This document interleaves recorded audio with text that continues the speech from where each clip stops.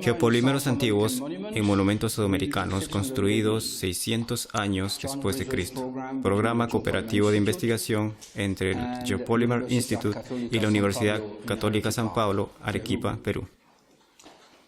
El título: Primeros resultados para Tiahuanacu, Pumapunku, Bolivia.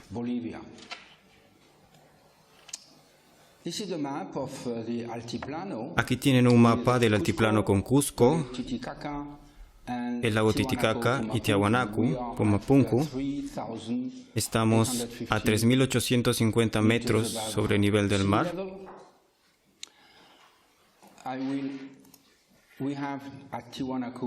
En Tiahuanacu se encuentra la famosa Puerta del Sol. No me enfocaré en ella. Voy a enfocarme en el templo de Pumapunku, que está cerca y está construido de un grupo de bloques megalíticos, el más grande en el continente americano.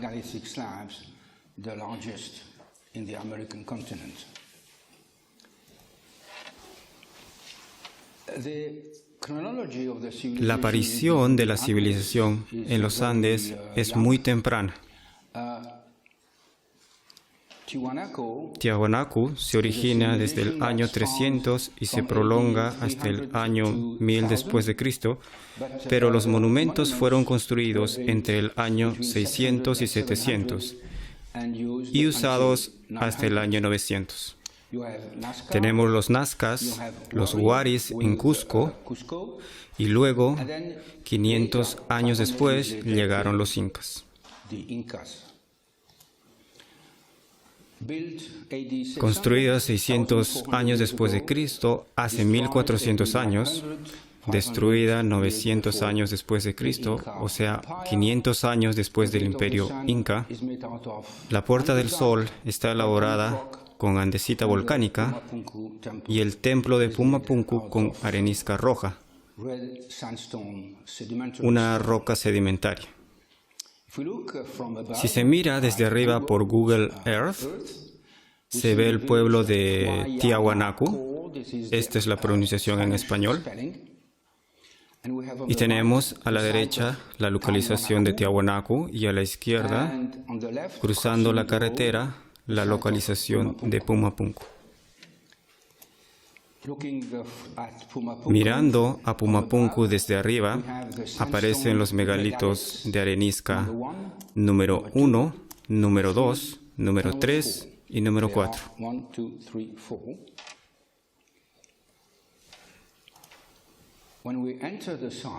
Esto es lo que se descubre al penetrar en el sitio. No se ven edificios, todo está derribado y los monumentos son solo restos de rocas yaciendo en el suelo. Desde arriba vemos los grandes megalitos y descubrimos, gracias a nuestro estudio que tenemos en este mismo sitio, la presencia de dos métodos geopoliméricos. Geopolímeros en medio alcalino para los megalitos de arenisca roja y geopolímeros en medio ácido para las estructuras de andesita. Método número 1, Pumapunku, los megalitos de arenisca. Tenemos los 4 bloques grandes, número 1, número 2, número 3 y número 4.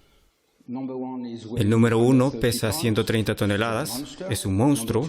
El número 2, 180 toneladas, casi alcanzan los 7 u 8 metros de ancho. El bloque número 3 está roto y una parte ha desaparecido. El bloque número 4 también está roto y pesa 150 toneladas. Los bloques fueron quebrados muy poco tiempo después de su construcción por un terremoto y se repararon con una especie de grapa hecha con metal, que suponemos era cobre. Allí se extraía el cobre o bronce. Así era el lugar. Esta es una reconstrucción tentativa. Puede ver en rojo los 4 megalitos de arenisca. Este es un templo muy pequeño, en una amplia terraza de 4 niveles, y tenemos en este pequeño templo las plataformas número 1, número 2, número 3 y número 4. En 1970, el gobierno boliviano inició un estudio científico para determinar la procedencia geológica de estos gigantescos bloques de arenisca. Tenemos el informe, redactado en español, titulado Procedencia de las areniscas utilizadas en el templo precolombino de Pumapunku.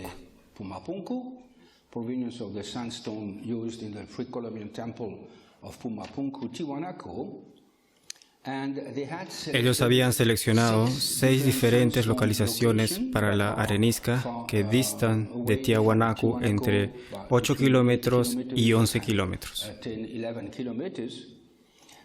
Seleccionaron un lugar y declararon, este es el lugar de donde vienen las rocas.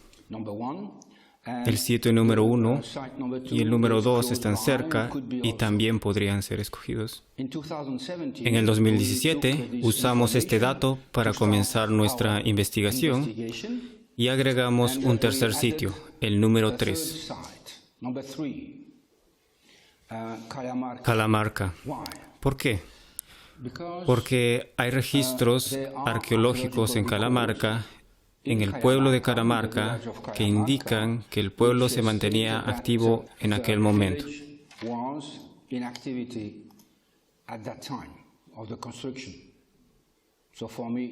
Pues en mi opinión, estaba claro que las actividades humanas y un muy bien definido pueblo se relacionaban con la extracción de rocas. Esto es lo que vemos desde Google Earth. Tenemos a Pumapunku a la izquierda, al nivel del altiplano a 3.820 metros. Y luego, al sur, las diversas colinas y montañas donde se encuentran las fuentes de arenisca.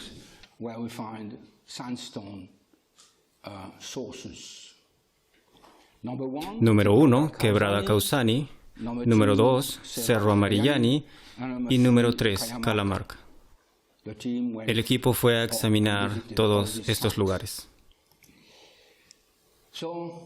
Primero, Quebrada Causani, tuvimos que subir 300 metros hacia la meseta detrás del árbol.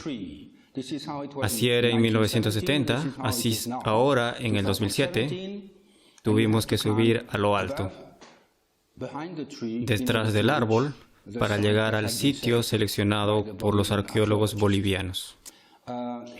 Aquí tienen el rastreo por GPS de nuestro ascenso hasta el sitio. Comenzamos a partir de los 3.850 metros y alcanzamos los 4.159 metros. Así que subimos por la Quebrada Causani. Y la arqueología oficial sostiene que usaron el empinado camino de llamas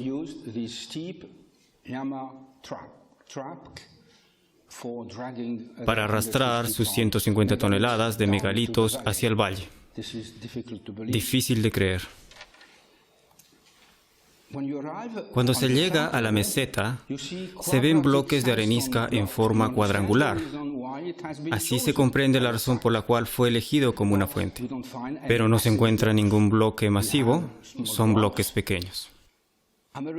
Los arqueólogos estadounidenses afirman que estos son los restos de la actividad humana de extracción.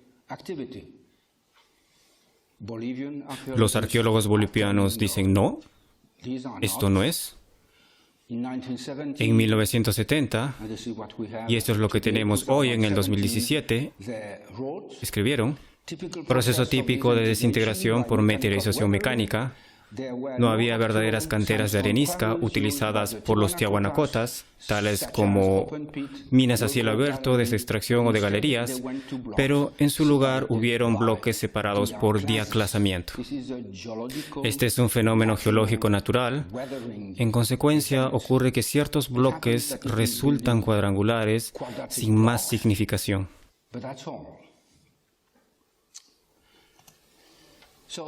Entonces, el segundo sitio, Cerro Amarillani, más fácil de alcanzar con auto por carretera.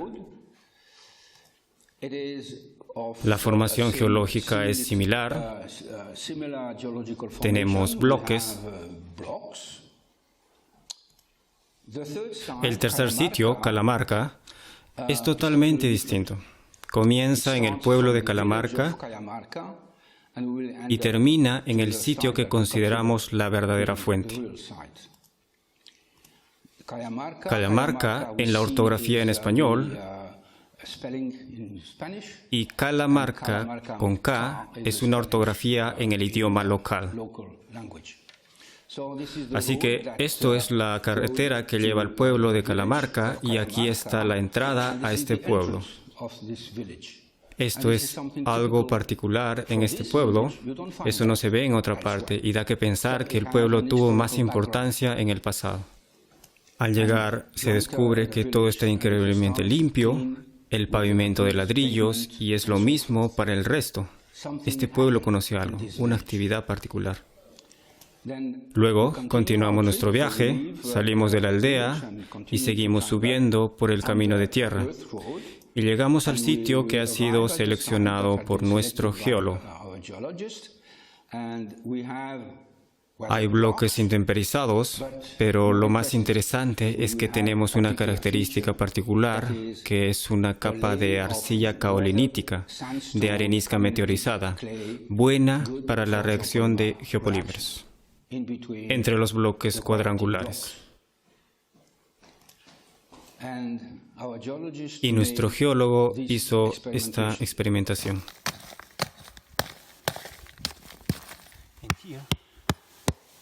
Aquí.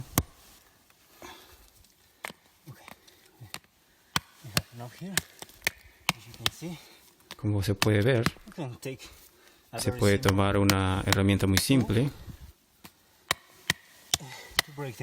descomponerlos, y como pueden ver,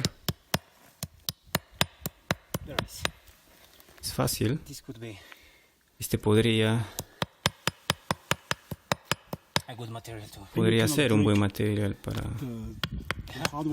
Y no puedes romper el duro. El duro no tiene el mismo sonido. Y este viene de ahí. Y ese viene de ahí. Es muy fácil. Pueden ver lo que encontramos aquí. Incluso se descompone con nuestras manos. Muy fácil. Entonces, pudimos comenzar nuestra investigación. Tomamos un pedacito del monumento de la plataforma número 2. Aquí es donde está la flecha y está muy cerca del lugar donde los arqueólogos bolivianos tomaron también una muestra que está etiquetada número 9. Entonces pudimos comparar nuestra investigación con lo que ellos habían estudiado. Investigaciones científicas, secciones delgadas, microscopio óptico, difracción de rayos X, SEM-EDS, microscopio electrónico de barrido. Entonces empezamos con una sección delgada. Vamos a comparar el tamaño de los granos de la arenisca. La arenisca está hecha de cuarzo, feldespato y de una parte muy diminuta de arcilla. Para la primera fuente en Quebrada Causani, que se encuentra a 4.100 metros de altura, Amarillani, la segunda de muy fácil acceso, la tercera Calamarca y nuestra muestra del monumento. Comparamos la dimensión de los cristales de cuarzo y los feldespatos. Es obvio que la primera, Causani, es demasiado fina. No corresponde con la muestra del monumento. La segunda, Amarillani, es demasiado grande. Los granos son demasiado grandes. Tampoco encaja en la muestra del monumento. Calamarca parece coincidir y debería ser la fuente del material.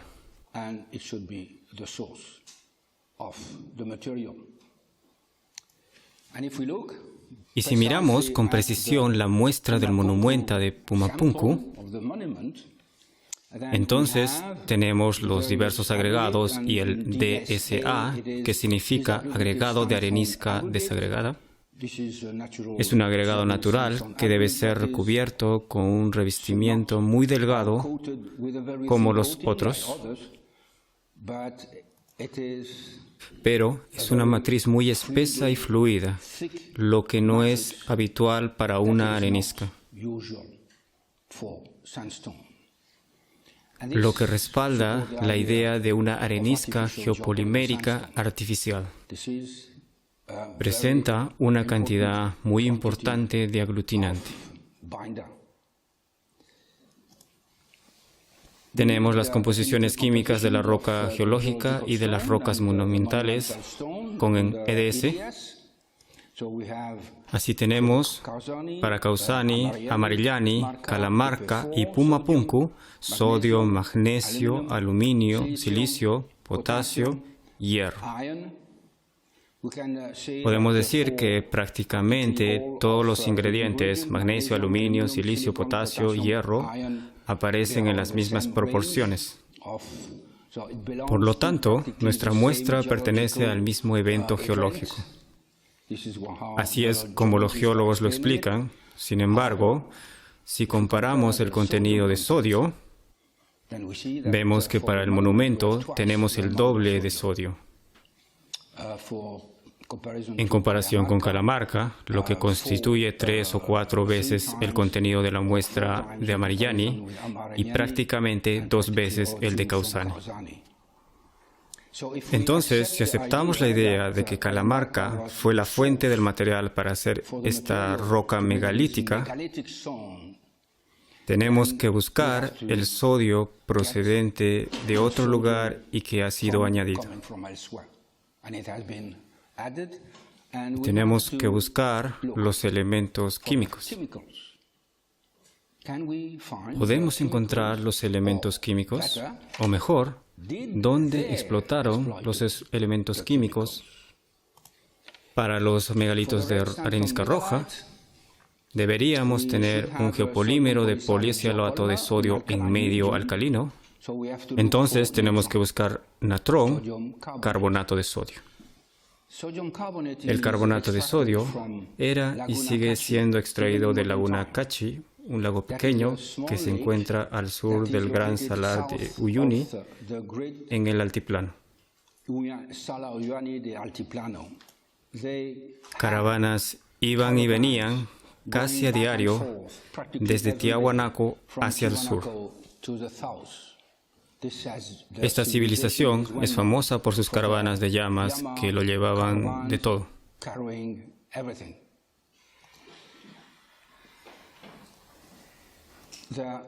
Las caravanas iban de Tiahuanaco a San Pedro de Atacama. Estamos a 3.800 metros de altura y San Pedro de Atacama está a 750 kilómetros de Tiahuanaco. Tenemos huellas arqueológicas que muestran que había tránsito de caravana de llamas.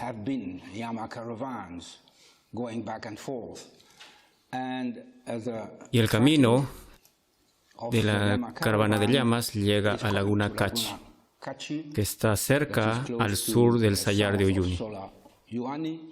Esta es la Laguna Cachi vista de arriba y la Laguna Cachi desde la vista del suelo. Y el camino de la caravana de llamas pasa por Laguna Cachi y la carretera actual también la atraviesa. Así que hemos utilizado el microscopio electrónico de barrido, SEM. Tenemos debajo el grano de feldespato, F, los granos de cuarzo, Q, encontramos albita y clorita. Pero lo que encontramos es una albita muy especial, llamada por los geólogos albita autigénica, algo que se forma después de la consolidación de la arenisca. Imaginen la arenisca, la arena se deposita en el fondo del océano. y comienza a endurecerse por la compresión y así sucesivamente. Después de 1 o 2 millones de años, el agua, algo alcalina, se infiltra en la arenisca y debido a las inclusiones de la pequeña cantidad de álcalis de sodio, se obtiene la formación, una cristalización de albita.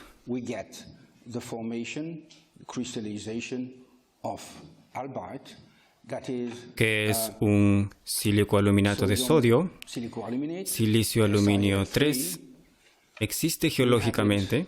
Por lo general, suelen ser cristales grandes. Aquí tenemos una capa uniforme muy delgada.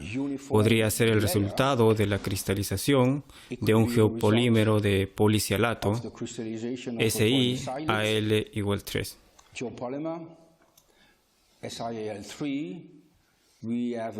Tenemos una concentración más alta en el ingrediente y la cristalización. La formación de esta albita autigénica podría haber ocurrido durante los últimos 1400 años de entierro arqueológico.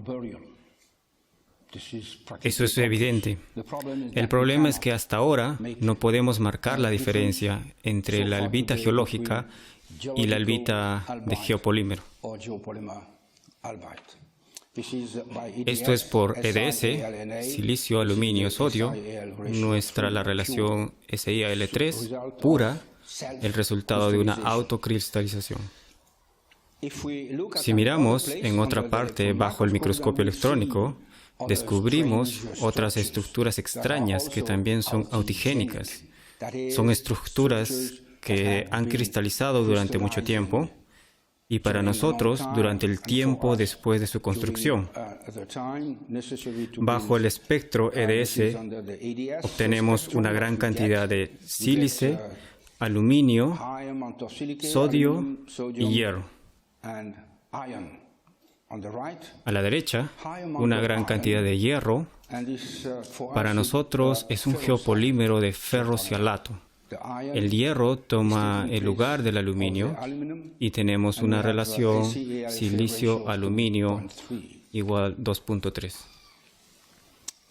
Así, la primera conclusión del estudio es la siguiente. La sección delgada de una muestra tomada de los bloques de arenisca roja de Pumapunku presenta límites de granos hechos de espesa matriz fluídea de ferrocialato rojo. Hasta donde sabemos, esta característica es muy poco común en una arenisca geológicamente formada. Es un unicum y es compatible con la idea de arenisca artificial con concreto geopolimérico. Recuerden que son enormes megalitos, no pueden ser transportados, pues para nosotros es evidente que es un tipo de concreto geopolimérico. Los análisis complementarios SEM-EDS para sodio, magnesio, aluminio, silicio, potasio, calcio, hierro y difracción de rayos X sugieren que el sitio de Calamarca es la fuente de los bloques megalíticos de Pumapunku. Para hacer su concreto geopolimérico de arenisca, los constructores pueden haber transportado arenisca caolínica finamente erosionada desde el sitio de Calamarca. Agregaron elementos foráneos como el natro extraído de Laguna Cachi, un pequeño lago ubicado al sur del Gran Salar de Uyuni en el altiplano. Los bloques megalíticos de entre 130 y 180 toneladas, hechos de un geopolímero antiguo, fueron moldeadas hace 1400 años.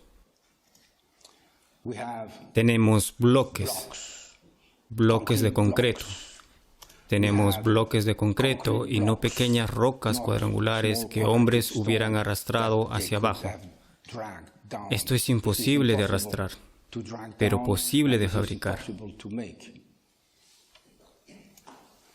El resultado de este estudio se encuentra en revisión antes de publicación en Material Letters. Estoy esperando la primera reacción de mis colegas. Geopolímeros antiguos en sudamentos sudamericanos, difracción de rayos X, SEM y evidencia petrográfica. Estos son los autores y esperamos que se publique muy pronto. Así que tenemos a Pumapunku, las terrazas de arenisca de 1400 años de edad, pero también tenemos elementos pequeños.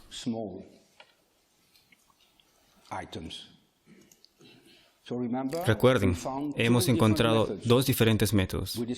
Hemos visto el primero, geopolímeros en medio alcalino para megalitos de arenisca roja. Ahora vamos a ver geopolímeros en medio ácido para estructuras volcánicas de andesita gris. La parte 2 irá dedicada a la andesita.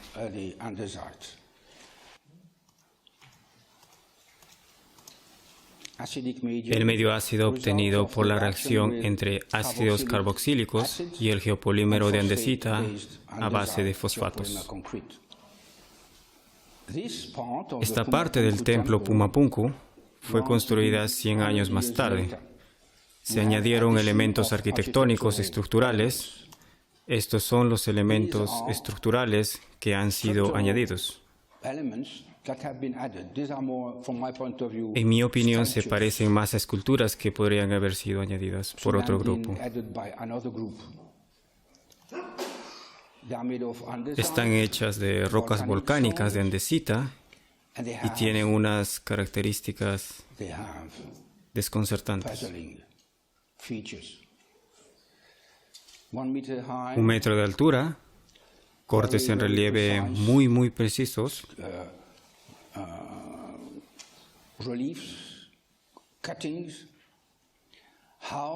¿Cómo estos cortes tan perfectos pudieron ser realizados con una sencilla herramienta de piedra, con perfectos de 90 grados, muy liso?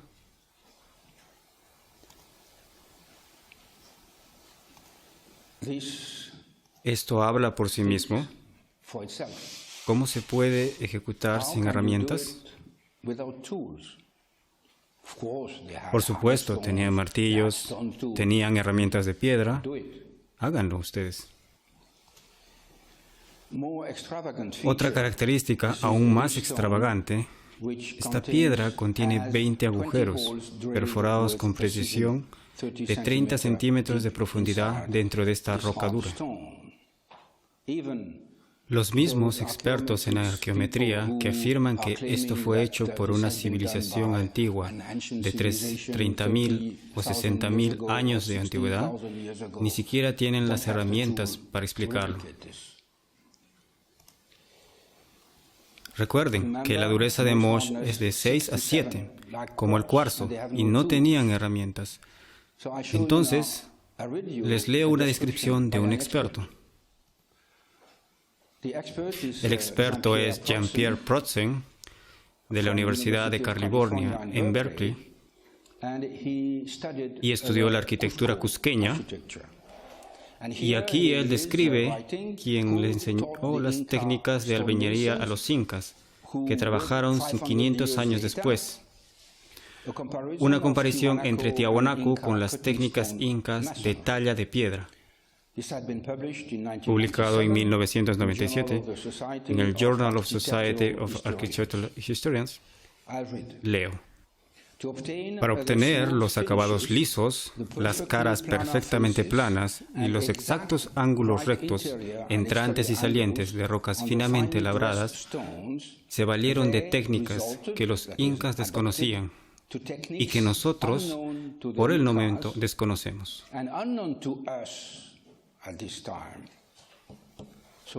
Entonces, tenemos aquí un arqueólogo que dice que no sabemos. Es la primera vez que me encuentro con un arqueólogo que dice, no sé.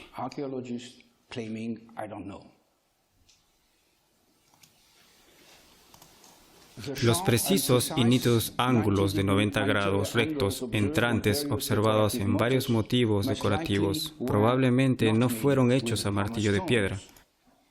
No importa la finura de la punta del martillo, porque nunca podrá producir ángulos entrantes tan rectos como los vistos en la roca de Tiahuanacu, Pumapunku. En la mampostería inca, todos los ángulos entrantes presentan tallas redondeadas, típicas de las técnicas del martilleo. Las herramientas de construcción de los tiahuanacus, con quizás la posible excepción de los martillos, permanecen esencialmente desconocidas y aún por descubrir. Recuerden que se trata de un experto. Para nosotros, del mundo del geopolímero, es evidente que resulta de la técnica geopolimérica de moldeo de arena húmeda.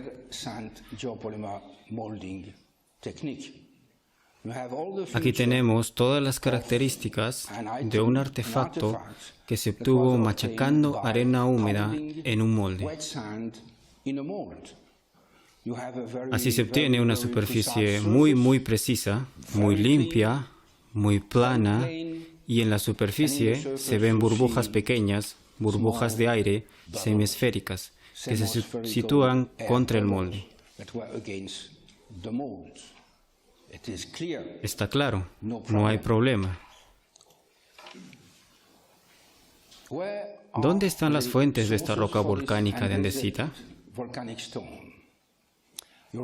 Recuerden, para arenisca, para los megalitos, nos hemos apoyado en un estudio petrográfico llevado a cabo en la década de los años 70, pero no tenemos nada equivalente para la piedra volcánica. ¿Por qué? Tiene aquí el mapa Tiahuanacu y debajo varios sitios que estudiamos las fuentes de arenisca.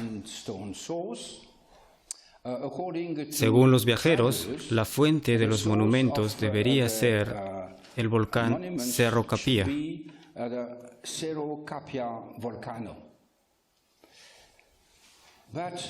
Pero está ubicado en Perú, más allá de la frontera. Y en aquella época, en 1970, los arqueólogos bolivianos no fueron autorizados a cruzar la frontera. Entonces no hicieron ningún análisis petrográfico de la roca geológica y a los peruanos no les interesó.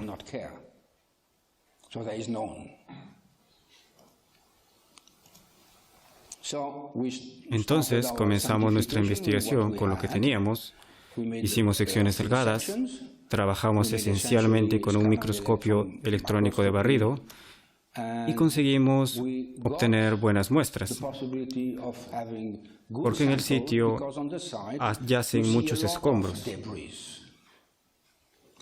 que no forman parte de los monumentos. Y al elegir cuidadosamente esos restos, de hecho son piezas de roca monumental con una superficie característica muy plana, fuimos capaces de obtener nuestras muestras. La muestra PP1, la muestra PP2, y aquí es donde hemos tomado nuestra muestra PP5 en la superficie del bloque recostado. Las más importantes son las muestras PP1A y B. Rompimos algunos pedazos para el análisis SEM. Observen la superficie perfecta de la muestra. Esto es lo que se ve con el microscopio óptico. Cuando lo examiné por primera vez en el microscopio óptico, me quedé atónito. Nadie había observado con un microscopio óptico la superficie de estos artefactos únicos. Era extraño. Afirman que fue fabricado por extraterrestres, entre otras cosas. No hay marcas de herramientas, nada, pero no se tomaron el tiempo de examinarlas bajo el microscopio óptico. Lo que tienen aquí, en blanco, son los cristales de plagioclasa. Y en el medio hay agujeros en diferentes colores. Es una superficie que es muy plana, uniforme, nivelada, pero llena de agujeros.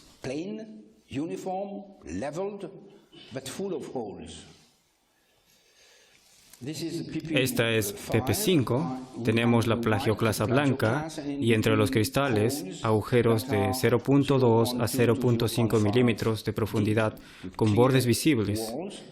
Y dentro vemos cristales con algún material.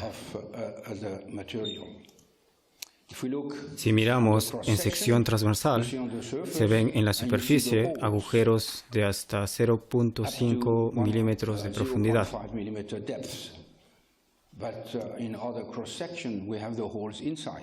Pero en otra sección transversal aparecen adentro. Se trata de algo típico de estos artefactos. Observamos ahora la sección delgada, hermosa, bajo la luz polarizada, aún más que la arenisca. Verán ustedes en blanco los minúsculos cristales de feldespato plagioclasa.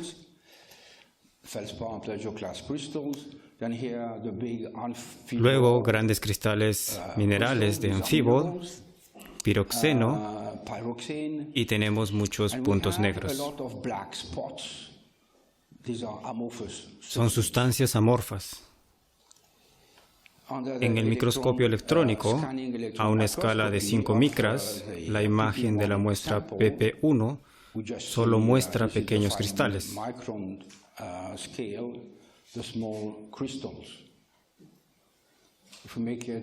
Si hacemos el análisis EDS, encontramos que es feldespato plagioclasa.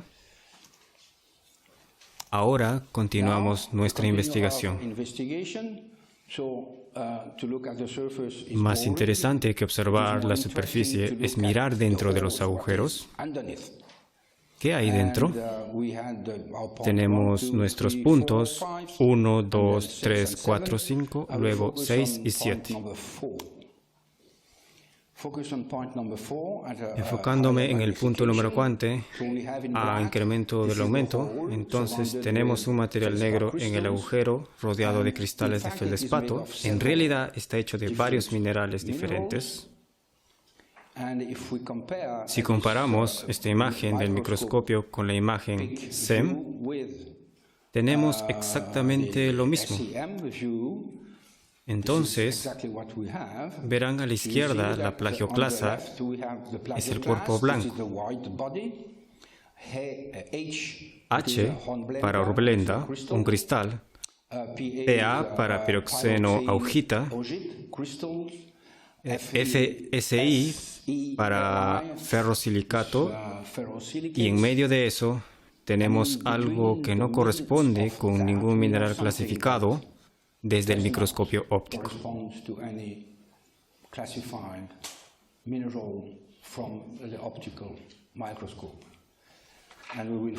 Vamos a enfocarnos en eso y tener una gran sorpresa.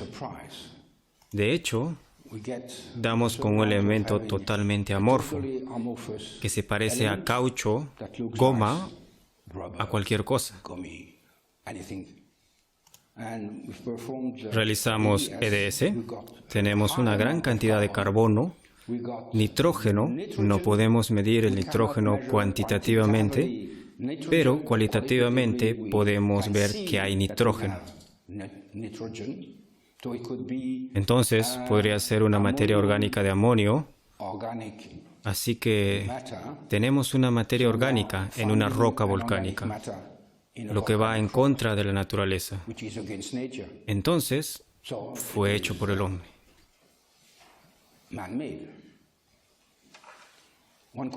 Se podría objetar que, siendo un punto de la superficie, lo que medimos es el resultado de la contaminación superficial.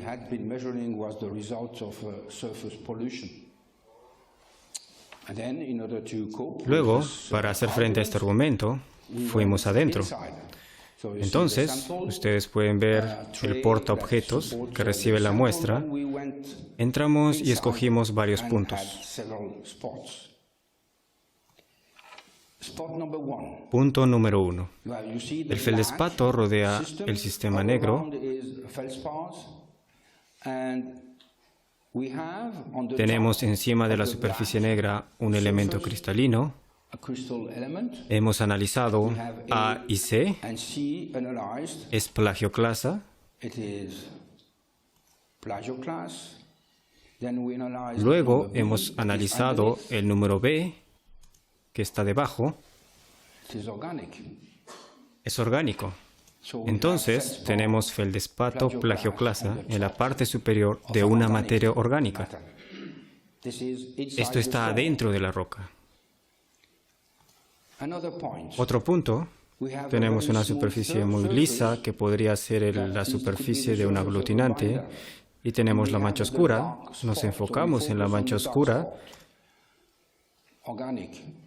materia orgánica, nitrógeno y carbono. Punto número 3. Tenemos el mismo nitrógeno, carbono y otros elementos.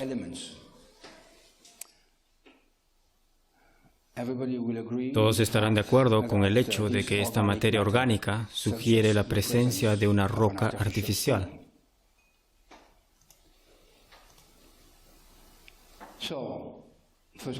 Primeras conclusiones. ¿Cuál es la química empleada? No es geopolímero basado en poliocialato como parte de los megalitos de arenisca roja. El medio no es alcalino. Si no es un medio alcalino, será entonces un medio ácido. Si es un medio ácido, si nos referimos a las antiguas leyendas que la arqueología no toma en cuenta. Una sustancia de origen vegetal capaz de ablandar las piedras. Plant extract capable of softening stones. Eso es lo que cuentan los indígenas sudamericanos. Ablandar rocas, una locura.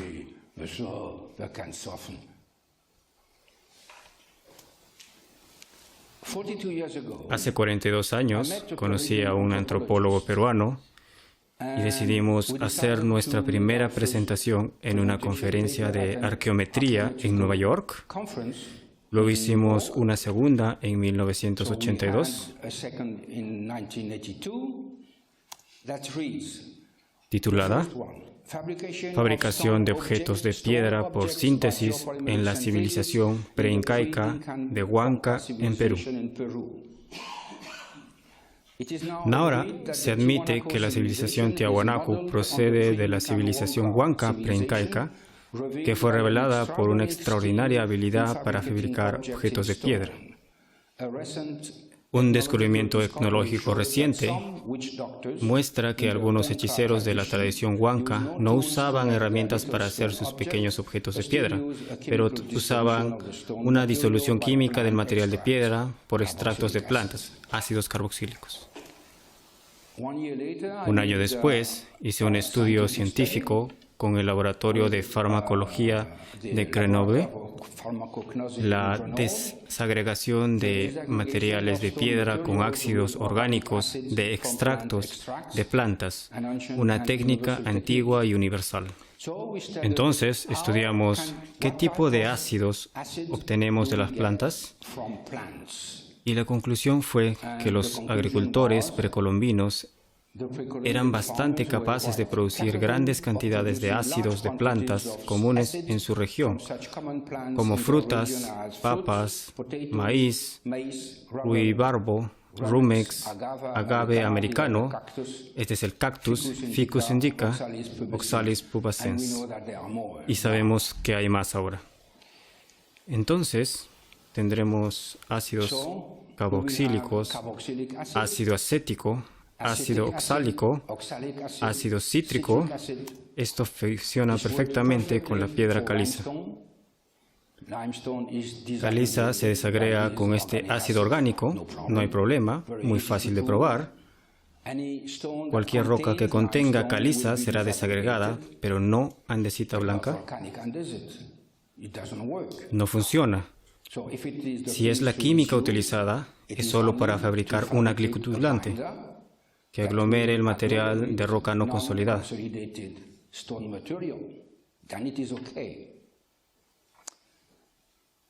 Entonces, hay una clara diferencia entre piedra caliza y volcánica.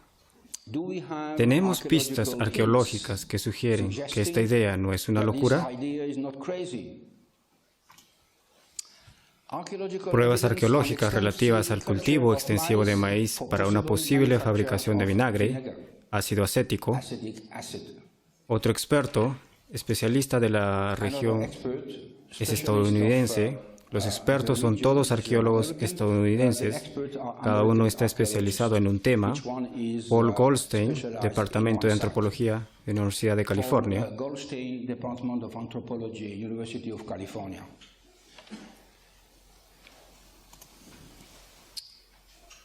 De los comedores de estofados a los bebedores de maíz, la economía de la chicha y Tiahuanaco. La chicha es una bebida local muy famosa. A veces contiene más o menos alcohol, pero se produce esencialmente a partir del maíz. Entonces, es una bebida de alcohol que puede usarse para sus actividades ceremoniales. Valle de Moquegua, sur de Perú, se encuentra entre el Océano Pacífico y el sitio de Tiahuanaco. Las colecciones de cerámica cambiaron por completo con la llegada y el asentamiento colonial de Tiahuanaco después del año 600 después de Cristo, es decir, cuando empezaron a construir los monumentos y establecer grandes enclaves en los lugares del valle, antes inhabitados.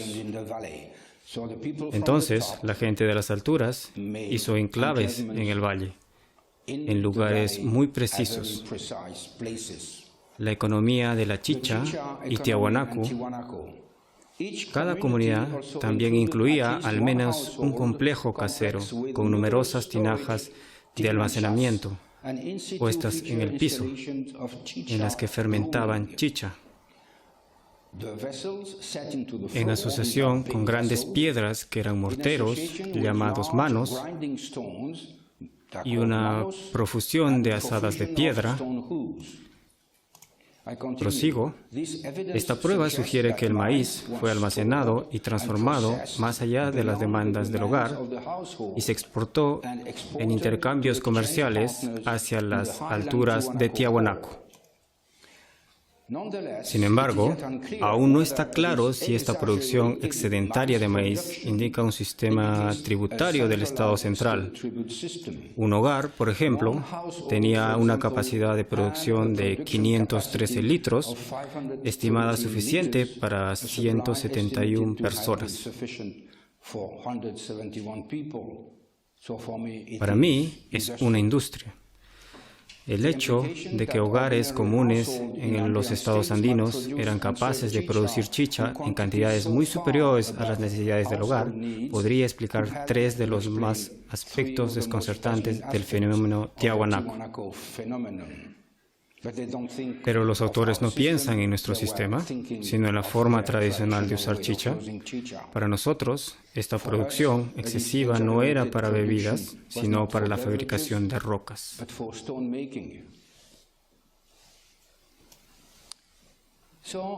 Así que varias personas trataron de descubrir el secreto de esta fabricación de rocas. Por ejemplo, se puede leer en Internet cosas que fueron publicadas en los años 60. Durante 14 años, es decir, antes de 1960, el padre Lira estudió la leyenda de los Andes antiguos y finalmente logró identificar el arbusto yocha como la planta que después de ser mezclada y tratada con otros vegetales y sustancias era capaz de convertir la piedra en barro. Los antiguos indios dominaban la técnica de la masificación, dice el padre Lira en uno de sus artículos. Esta es la traducción en inglés de un artículo escrito en español. Ablandando las rocas, que reducían a una masa blanda que podían moldear con facilidad, el sacerdote realizó varios experimentos con el arbusto cocha y logró que una roca sólida se ablandara casi hasta ser líquida. No dice que se trataba de piedra caliza, pero tenía que ser caliza. Sin embargo, no pudo endurecerla nuevamente. Así que no pudo endurecerlo de nuevo, así que consideró su experimento como un fracaso. Esta fue la razón por la cual hace 40 años también nosotros nos detuvimos. Podíamos desagregar, pero no podíamos volver a aglomerar y endurecer otra vez. Tuve que esperar para obtener el conocimiento adecuado. Este conocimiento solo lo empezamos a tener hace 1 o 2 años.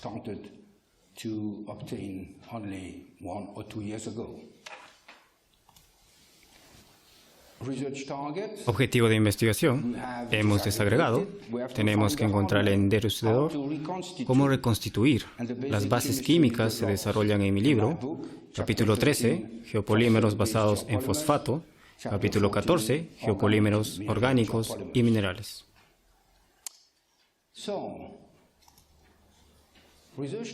Objetivo de investigación. Encontrar el endurecedor. ¿Dónde podemos encontrar? Allí, en la zona, los productos químicos que generen esta reacción.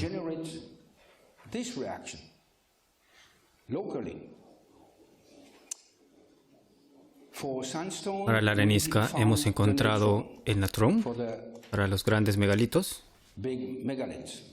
para la piedra andesita volcánica, tenemos un aglutinante orgánico en medio ácido, y estamos buscando el endurecedor.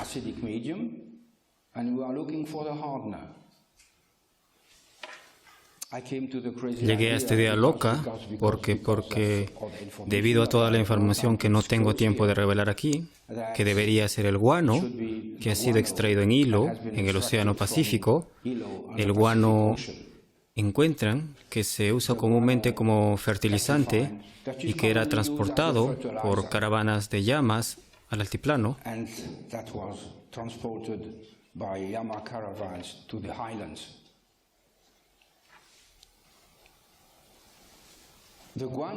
El guano es un excelente fertilizante, pero no es la razón por la que ellos lo transportaron a las tierras altas. La civilización Tiahuanaco fue creado antes que explotaran el guano. En Tiahuanaco habían desarrollado una agricultura muy especial. No necesitaban este tipo de fertilizante. Tenían su propio fertilizante allá arriba. Entonces, decir que el guano hubiera sido enviado al altiplano porque lo necesitaban como fertilizante para la agricultura no tiene sentido. Esta civilización se desarrolló por sí misma.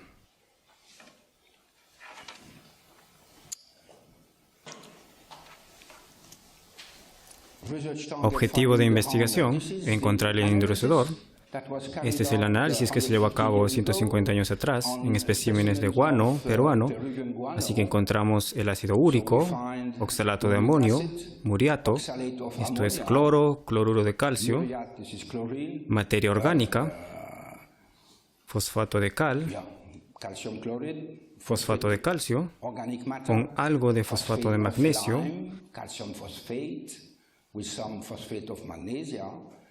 calcio oxalato, oxalato de cal y agua. Y si agregamos algo del ácido carboxílico que hemos fabricado, ya sea con maíz u otras plantas, el oxalato de amonio se transformará en ácido oxálico, el ácido fosfórico se transformará a partir de fosfato y calcio, el fosfato de calcio con ácido acético produce ácido fosfórico. El oxalato de amonio con ácido acético produce ácido oxálico. Entonces tenemos nuestros ácidos que iniciarán la reacción química. Existen algunos registros arqueológicos de estas caravanas y negocio entre el guano de Hilo y Tiahuanaco, subiendo desde el nivel del mar hasta 3.800 metros de altura. Bueno, hay un texto sobre las caravanas de guano entre Hilo, Moquegua y el altiplano. Ha sido publicado en los estudios de arqueología en Leiden, Universidad de los Países Bajos, en el 2005, por Willy Minkes. Leo.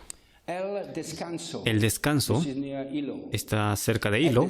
El descanso significa el lugar de descanso en español.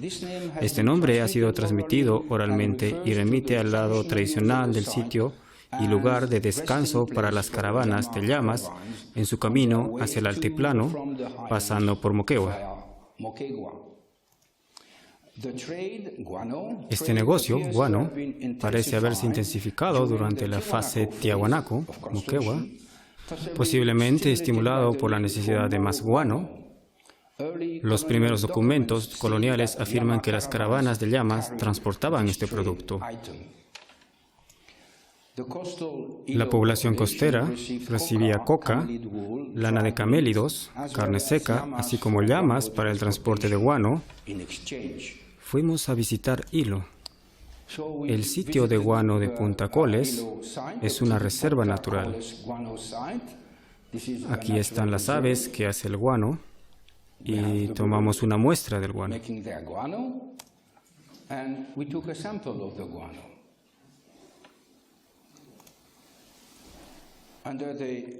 Así es como se ve con el microscopio óptico. La escala es de 1 milímetro y bajo el microscopio electrónico y el análisis, así es como aparece carbono, nitrógeno y el resto.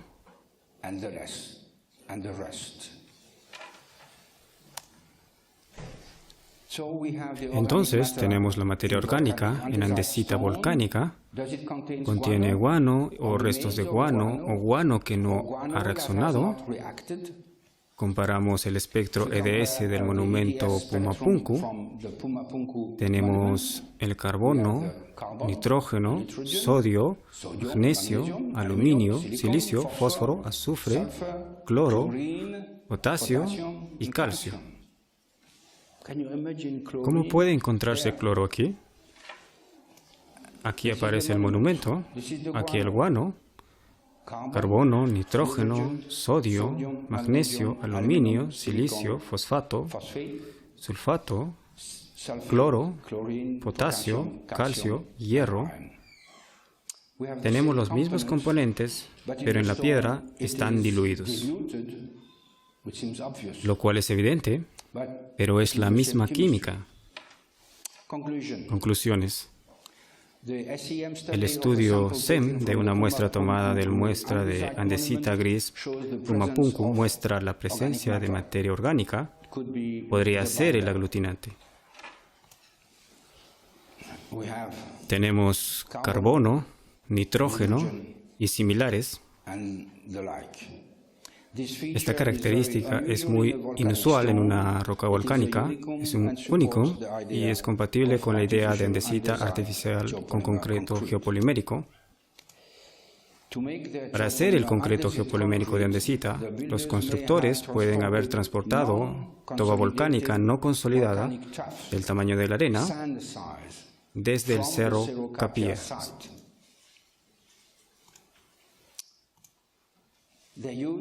Utilizaron una tecnología geopolimérica en medio ácido que implica ácidos carboxílicos, fabricados a partir de la biomasa local, que reaccionaron con un endurecedor a base de guano, transportado por caravanas de llamas desde el área costera de Hilo a Tiahuanaco.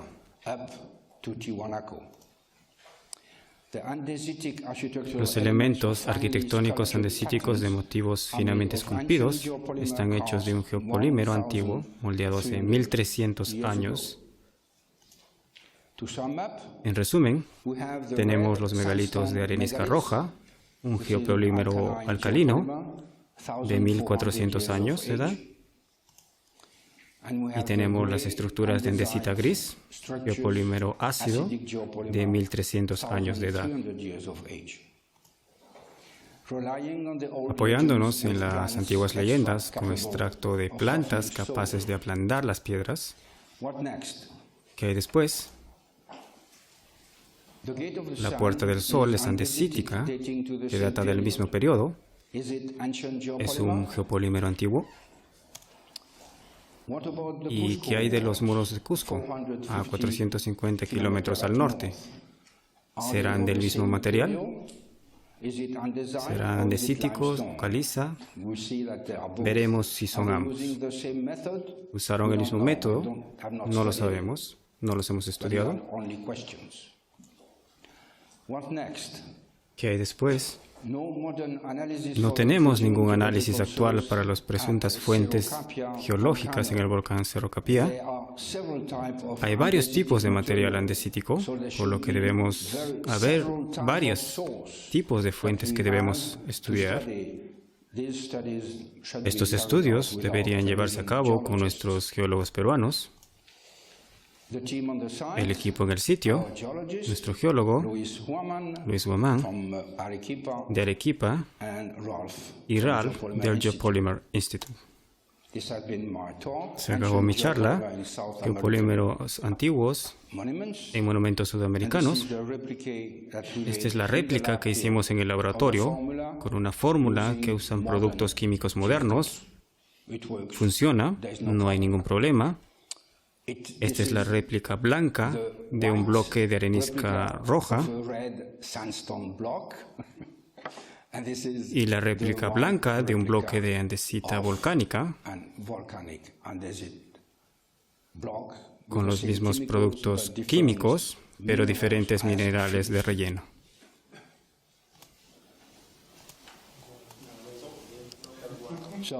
Entonces, esta es mi última diapositiva.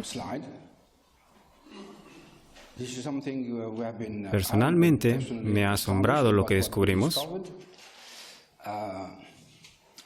Creo que es importante, es el comienzo de una investigación detallada, muy complicada, pero es la línea base que tienen que seguir y les pido a nuestros amigos sudamericanos que se pregunten, ¿por qué no en Colombia? ¿Por qué no en México? ¿Por qué no en Perú? Y así sucesivamente. ¿Cómo comenzar los estudios introduciendo el conocimiento de las reacciones geopoliméricas? Gracias por su atención.